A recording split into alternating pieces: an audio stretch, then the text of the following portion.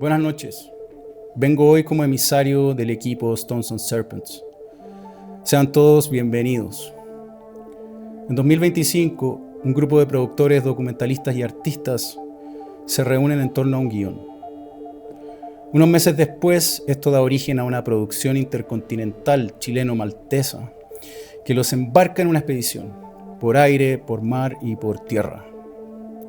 Este proyecto audiovisual se encuentra en pleno crisol, en periodo de filmación y construcción, generando vínculos entre culturas, mixturas de lenguajes y experiencias que están marcando a cada uno de los que formamos parte. Los ancestros, los espíritus, los mares y volcanes, los templos olvidados y los secretos por develar constituyen nuestra materia prima. Y a través de la lente se registra una experiencia, una vivencia que debe ser una ofrenda, un trabajo que debe abrir una puerta. Esto es lo que significa Stones and Serpents. Hoy queremos presentarles el segundo capítulo de nuestra serie History is Inquiry, donde junto al Dr. Ammon Hillman estaremos compartiendo diferentes informaciones, la evidencia de nuestra historia, la voz de ellos mismos que vuelve a la vida a través de sus propios textos. Hoy rastrearemos el culto, encontraremos el éxtasis, el estado maníaco que abre la percepción. ¿De dónde viene la tecnología perdida que permite la iniciación de un ser humano? ¿Cómo se ha transformado y dónde está ahora?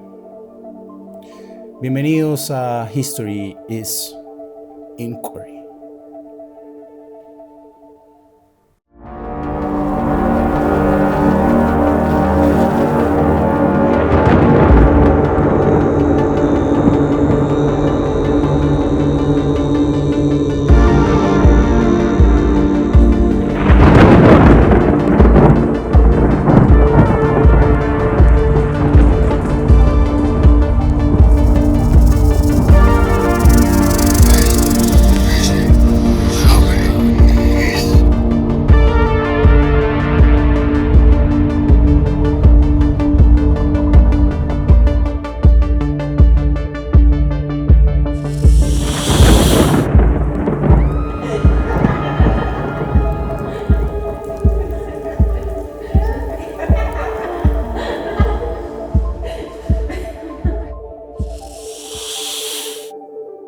So it was being perfected in time, and at some point they were like, okay, man, we have this technology, we have to be able to have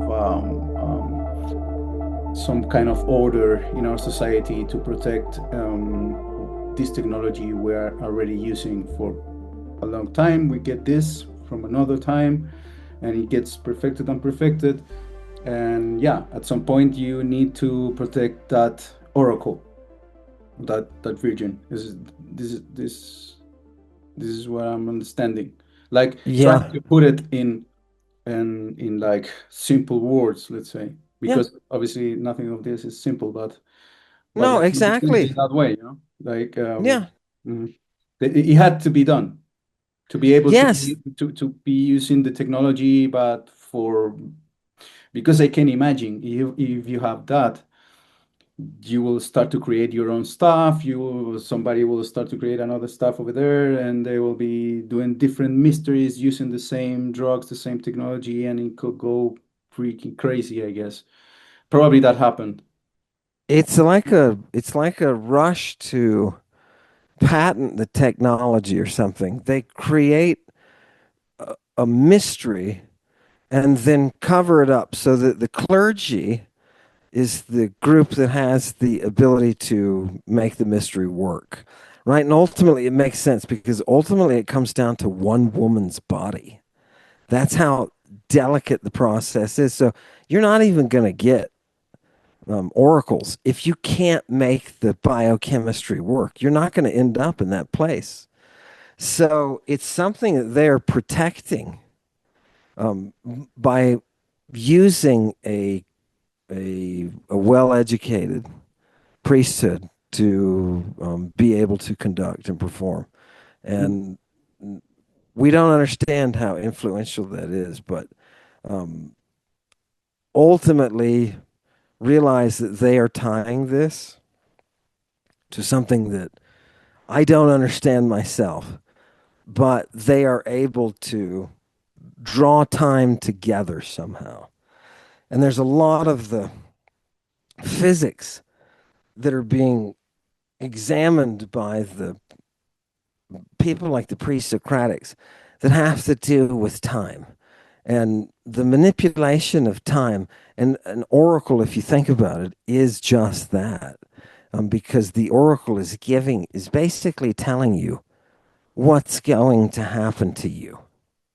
It's the ultimate instruction in life.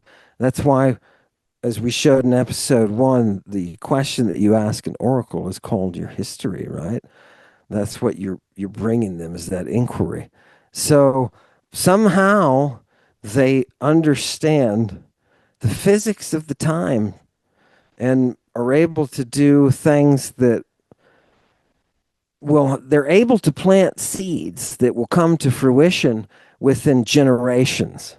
And I know that our society doesn't build like this at all. I don't know if there's any form of government on the planet that is planting the seeds of the spread of its own freedom that it protects at its core, right? And they did this through oracles, right? In so many generations, so much will happen. I know we talked about that, but it's something that you just can't stay away from. Got this from hundreds of years that it was coming from Bronze Age. So what I would like to go into after is like if we already understand that this was not originated in this specific geographically area that now we call ancient Greece, like the Aegean, Turkey, and what we know it was, like the whole different parts of Greece at that time, of the Greek culture. Where is this pointing? Like towards where you already said about the Black Sea, but can we talk about like specifics, like specific cultures that we can see in the text, or that is very evident that there is a connection? You already mentioned a bit of that, but you think we can dive into those cultures a bit to understand how Yeah. this connection happened? Yeah. Once again, very straight and direct. Um, Go right back to the drugs and say, who's actually starting to use this stuff, right? Are these Greek speaking peoples? Who are these people? Where are they from? And it just so happens we have the evidence of exactly where it's coming from. It's coming from the east coast of the Black Sea, at the convergence of the four rivers of Eden, right? Um, this this is the place where she who became the first Christ was practicing. Right? Remember how I said we've got to get it through the drugs? That the drugs are the line, the scientific line through the dark cave that we have to hold on to. How can we say where this thing started? I can fart a bunch of nonsense to you and just come up with theories. No, bullshit. What does the evidence point to? The evidence points to one person starting this rite, which makes sense because the rite is dependent upon your genes. It's dependent upon what your body can produce, right? It's dependent upon your sex. So, to answer your question directly, we can trace it back to the place where we see the first Christ herself actually performing the rite. This is the Bronze Age, Eastern Black Sea. Bronze Age, Eastern Black Sea. And these kingdoms, and they are kingdoms, they're tyrannies. These tyrannical kingdoms are the leading edge of the tech that is pushing, that's enabling this one priestess to emerge, the Okay, one Christ. okay, okay, okay, understand. I'm on. All good. Let's do it. I have the chorus is there. Evangelic chorus is done now. Who had them in the background Good, before? good. Hey, I speaking of that, I found some Byzantine hymns that will knock your socks off. You'll be surprised to find out how satanic the cult has become in Byzantine, holy songs. Anywho, Okay, so I want to know it all, man, because we know that the information we have from where this was coming from is from the Greek, which is afterwards, isn't it? So which is after what? after, I mean, the information we get about the possible source of this knowledge, ideas, cult, as we're talking about now, like the cult, it was just the Greek, the Greeks themselves were talking about it, isn't it? Like that's why we can infer where it's coming from. And you were saying that we have evidence that where this is coming from. So that will be the Greeks themselves talking about this, isn't it? Correct. As early as the Mycenaean Greek. Okay. So go all the way back to 1500 BC, because that's we're going to have the word for the holy purple that's used in their rites. It appears in text. So And can we mm, go into like a specific people, let's say, or who these people we're talking about? I've heard about I heard about Scythian connection. I heard about this Asia Minor connection also at some other point or at the same time. I don't know. So if you can elaborate in who these people are who is these people we're talking about that we're getting this tech or this first ideas that after becomes the mystery and the whole culture that we're talking about after in the Aegean and other. we as civilized Greek speaking peoples of the Mediterranean, we are getting our mystery right from a Scythian culture that lives in a world of constant change.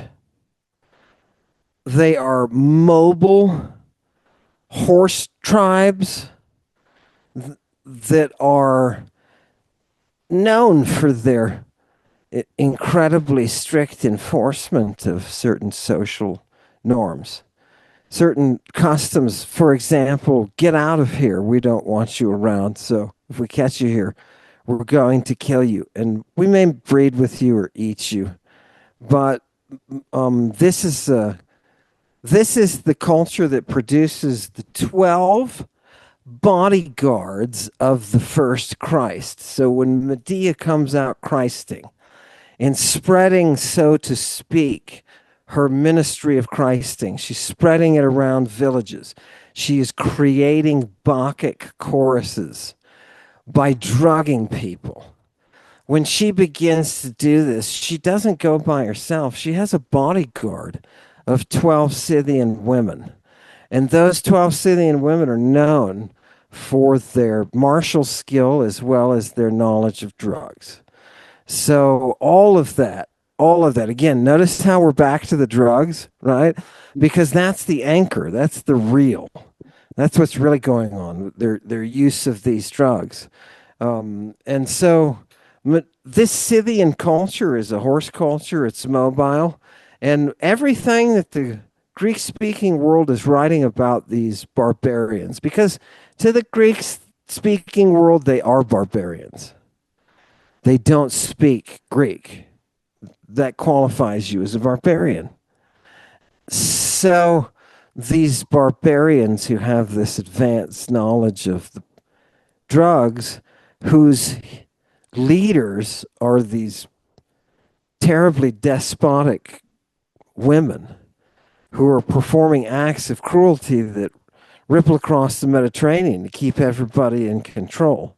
And that scares the Greek speaking world. But this is the origin. This type of world where your queen is surrounded by her greatest intelligences is coming from an advanced culture that is encountering a, another advanced culture in the Greek speaking world that at the time is raising an umbrella. The Mycenaean Greek world is raising an umbrella over the Eastern Mediterranean so that civilizations can be planted. And they're only doing this because their oracles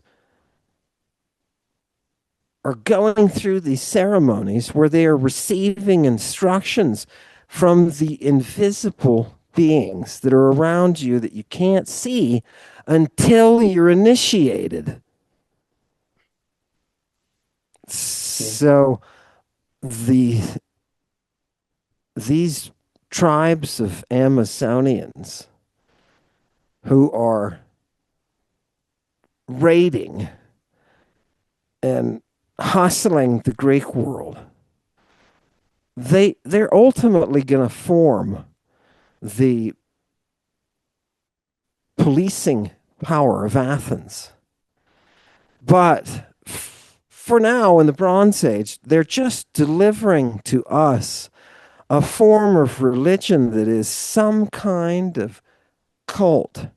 And when I say cult, I mean cultus in Latin is the way that you grow your fields. It's the way that you use nature to produce. Mm. The cult that performs the mystery initiation is using nature that is being absorbed through a non Greek speaking world.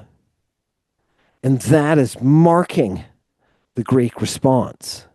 It is creating, it's like fertilizer for Mother Greek herself to grow. So, yeah, it's gorgeous, absolutely. Well, Ammon, if you don't mind, I would like to go. I know that besides your you're a philologist, you also studied a little bit, or not a little bit. You studied bacteriology, if I'm not mistaken, isn't it? Because of your research. So you think we can go a little bit about what do we know that the because I understand that the drugs or the use of nature, let's say, which is we're talking about the same, um, it has is very prominent and it's very important to actually understand for they to understand what they were doing in their own culture. So do we know something about what actually they were using? Like, can we name animals, plants, concoctions, or whatever? Do we know something about that? Yeah, and that's what's so unfortunate is that it's so broad. So when you say, what were they using Mhm. in the Mithraic rite that we have the liturgy of here that talks about what drugs to prepare? Fantastic. We've got a list. We've got a list of plants and of animal toxins right there that we're going to use. Okay. We're going to throw in a little gladiator's liver. Oh, God, that boosts the whole thing. You know what I mean? Ah, so yes, we have all of these substances, and they're all plants and animals that are living in the Mediterranean. They're the local species that they have used over ages. Now, here's what's really going to blow your mind.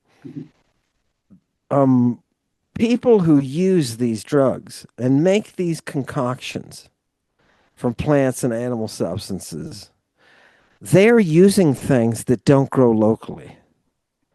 right? So colchicum, colchis is where Medea's from. And if you've discovered that plant, you know what it can be used for. It can be used for gout under certain circumstances, right? Or you can use it to induce a mania. You can kill with it. There's all sorts of things you can do with it. That's a local drug that she was pioneering. She was known to have pioneered, her family was known to have pioneered aconite, which is terribly, terribly poisonous. It's lethal. There's no reason you're using aconite except to induce like death states. That's why they call it a thanasimon. It's a death inducer. Terrible drug, right? But they're using it locally. But here's the strange thing that'll blow your mind. She's using drugs that are not local. Drugs that you have to get way across the Mediterranean. So the craft of the Bronze Age medical priestly witchcraft, if you want to call it that, it's at such a high level that you and I, the common people, can't do this kind of stuff. And you and I, looking back on it, can we replicate it? We have tons of lists of the different drugs and what counteracts what and what's used by whom. Mhm. Right? And this and this Um, but this kept going after also in history, I guess. Like they yeah, were actually going and reviewing what they were doing, and they were using that knowledge hundreds of years after. You know what I mean? It correct, recreated a bit. Can you correct. elaborate a bit on that connection? That like what we know, I guess, is because of text that was written after. That's what I was Right, going before, isn't it? right. Hmm. Um, what drugs can you use to influence a person's thinking? These are the drugs that the physicians later, as you said, they're writing later. Physicians later, Hippocratic physicians later, are sitting around writing about Dioscorides, the opening of the Roman Empire. Oh, he's sitting around, he's collecting works, he's getting all of his recipes together to show you what goes with what. He's building a theory of how these drugs are interacting. All of that is built upon that earlier technology that we just see the tip of the iceberg of when we look at the purple production in the Mycenaean workshops.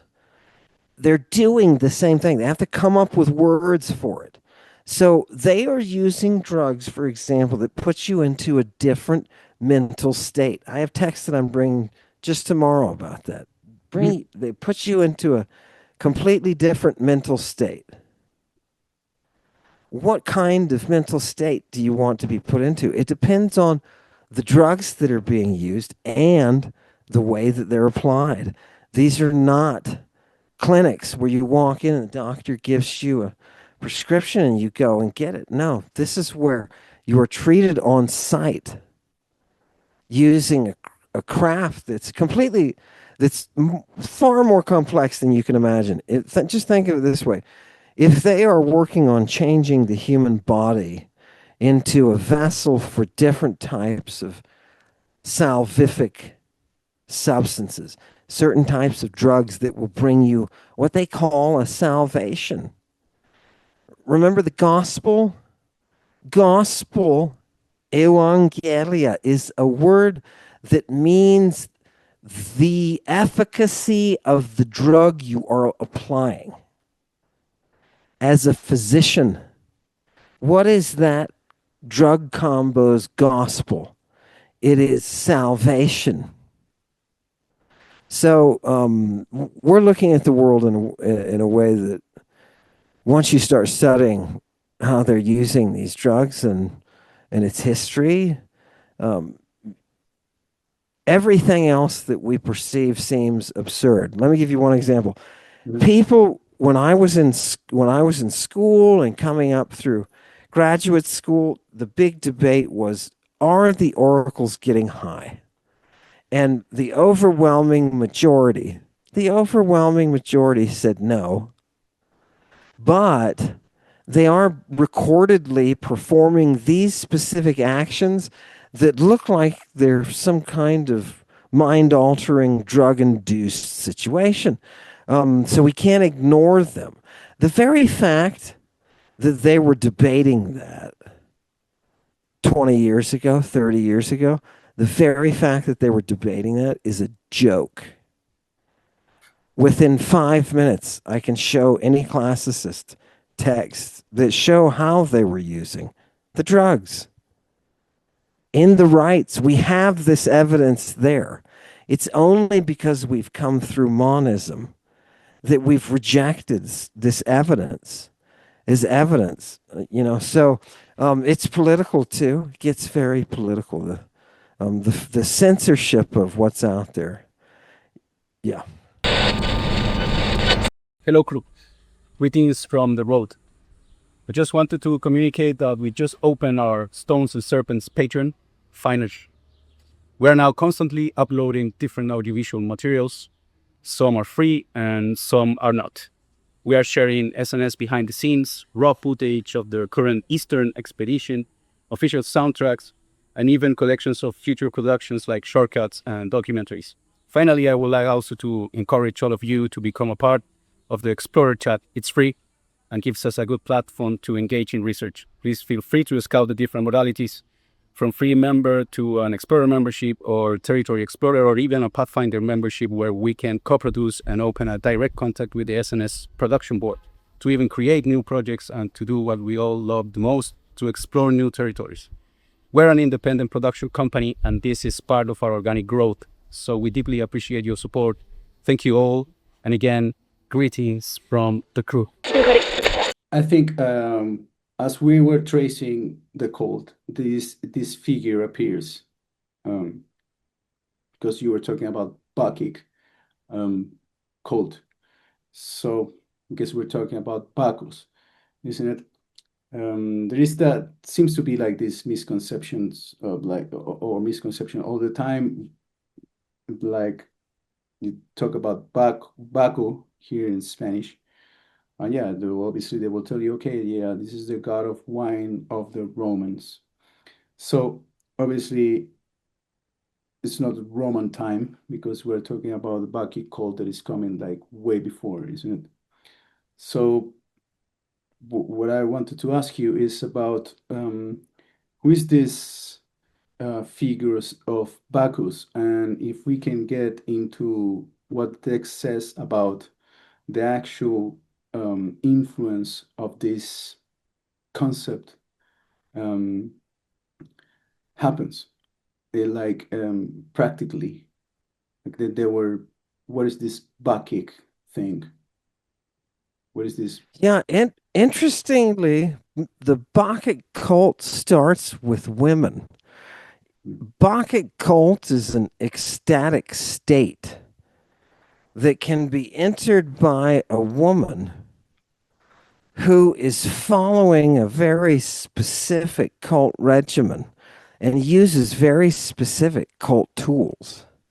So we know, in this case, we know that the Bacchants, who are women, originally women, remember we talked about the Scythians. Some of these tribes are just completely women, right? This is not the same world that you see in the integrated world that we live in.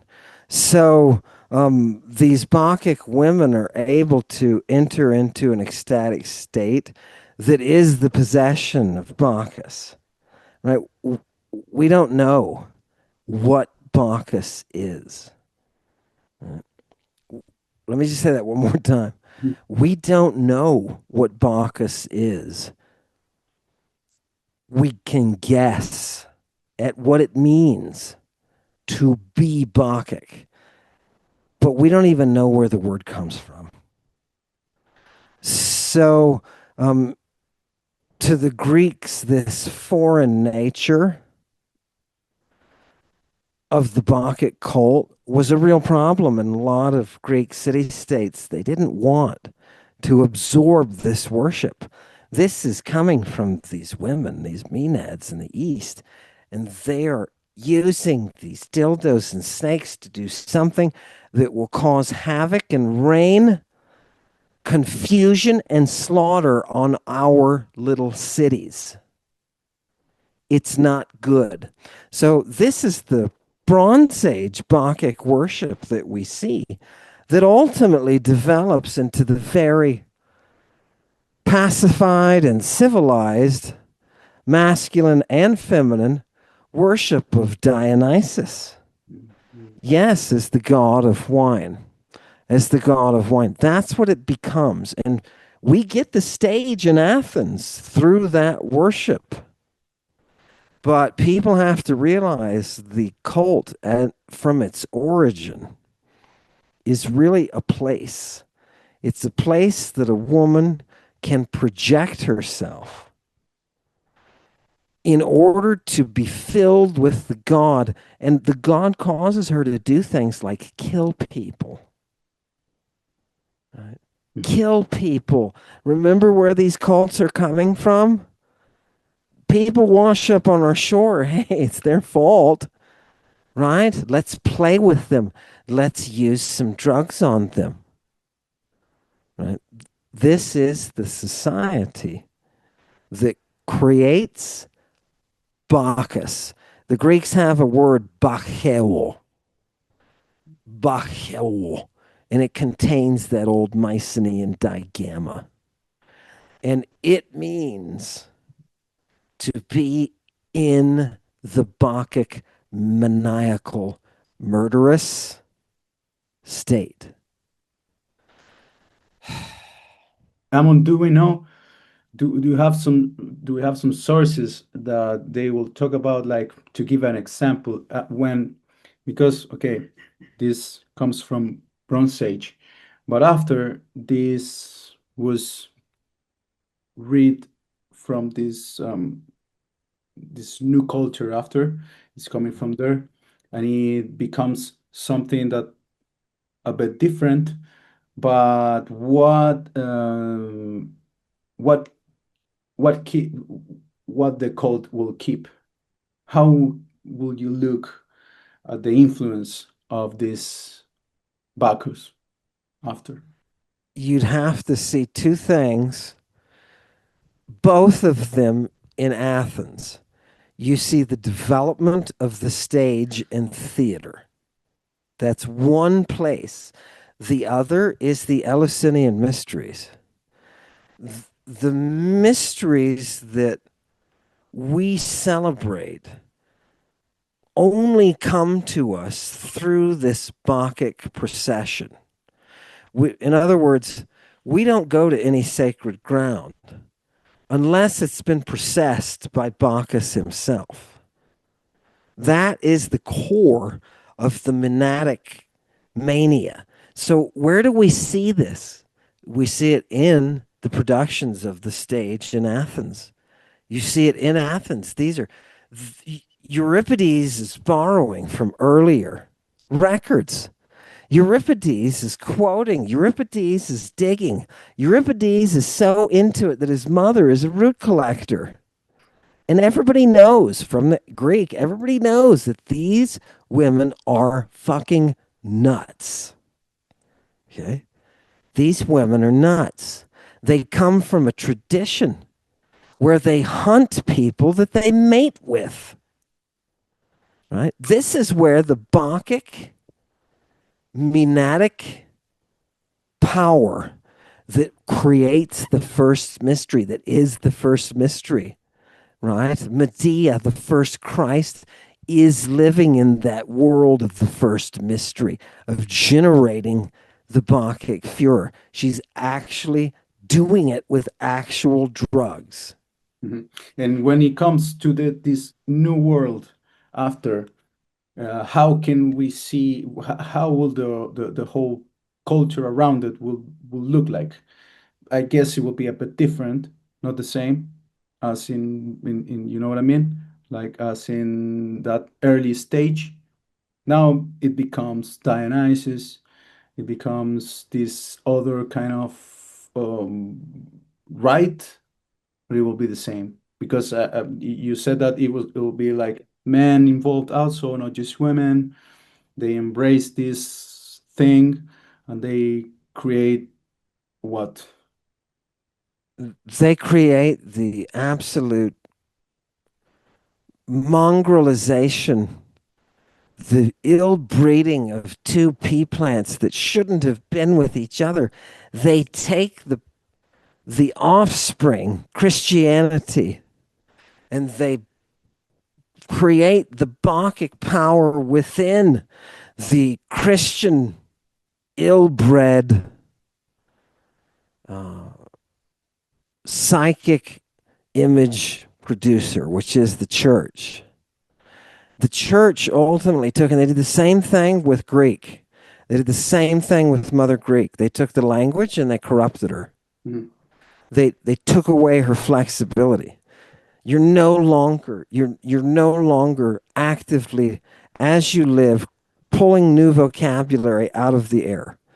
You're no longer advancing in your ability to use the logos to explain your surroundings. You're not able to do that anymore.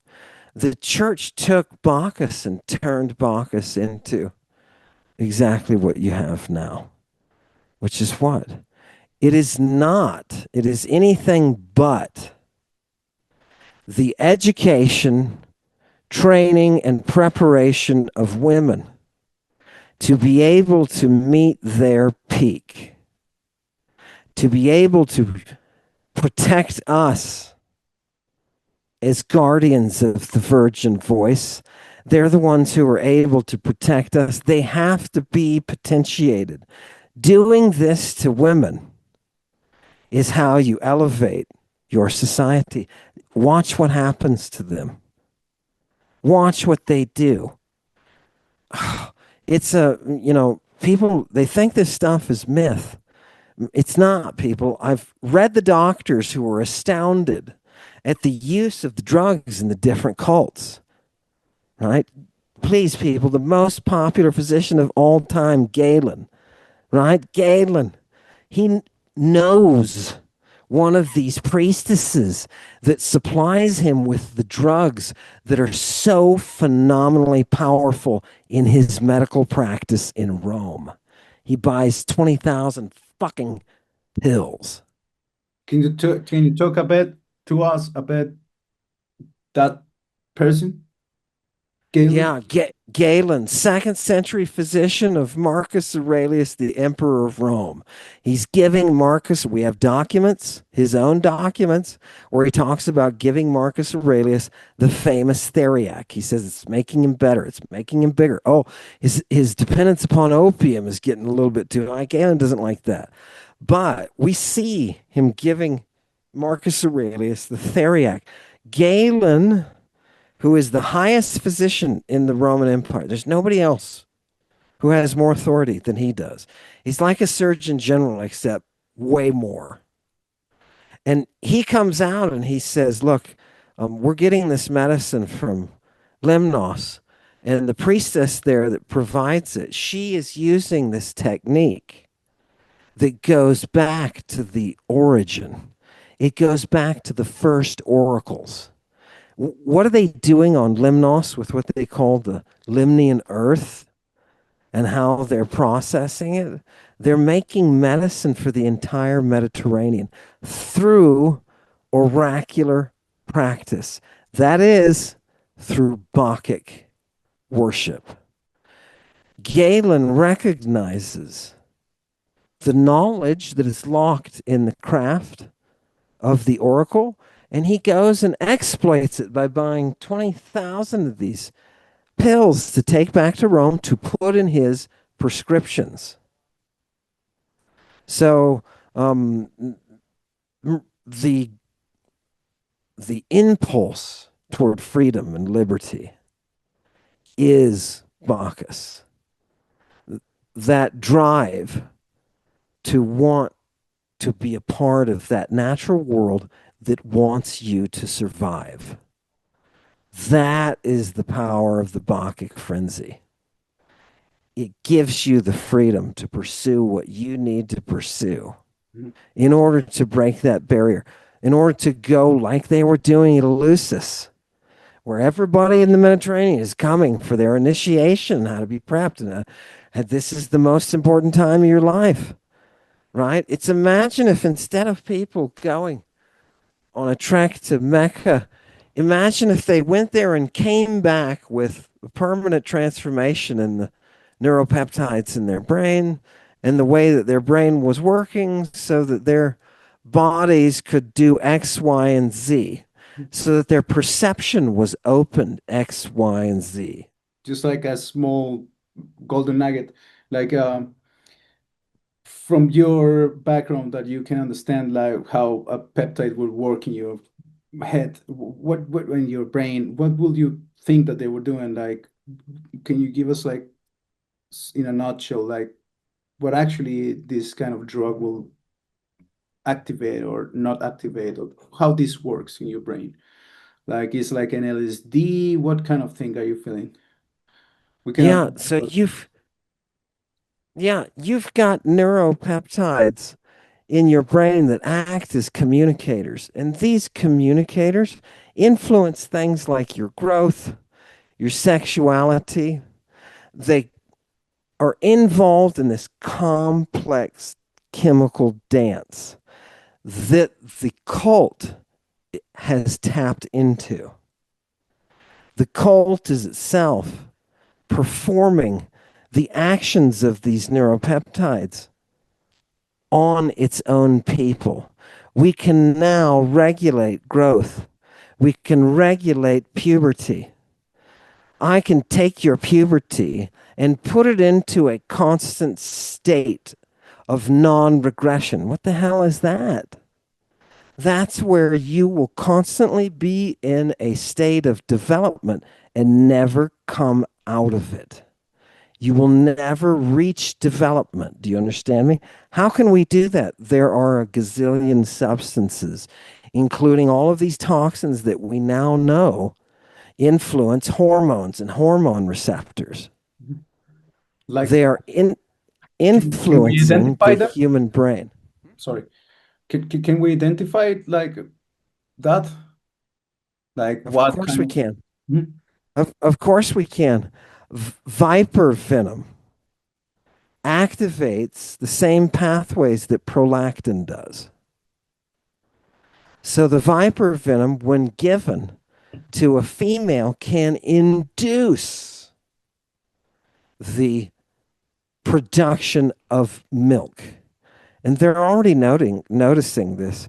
They're already talking about different types of milk being produced by the venom, right? Depending on the development of the person, right?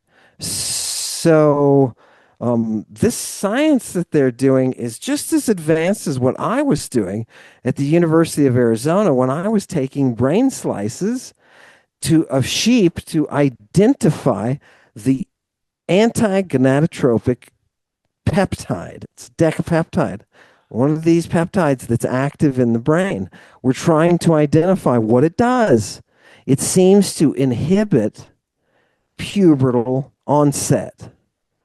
So if we can take that chemical, the idea was in the lab, if we can take that chemical and introduce it to children who are prematurely entering puberty, we can delay that puberty. In other words, I've spent time in a lab where all we were doing was figuring out the architecture of when to start puberty. And if you have the correct peptides, you can do that. It's not a difficulty. It is just nature. You are the base. The cult will show you you are just the base. You must be potentiated. And you're only going to get there through her. Okay? So you do what you want with whatever your belief or your faith is. You're never going to find the salvation of the gospel if you don't have her, the Savior. Right? So Tela, she's the Savior. Yeah. Oh, God. Fuck. It was just fucking amazing.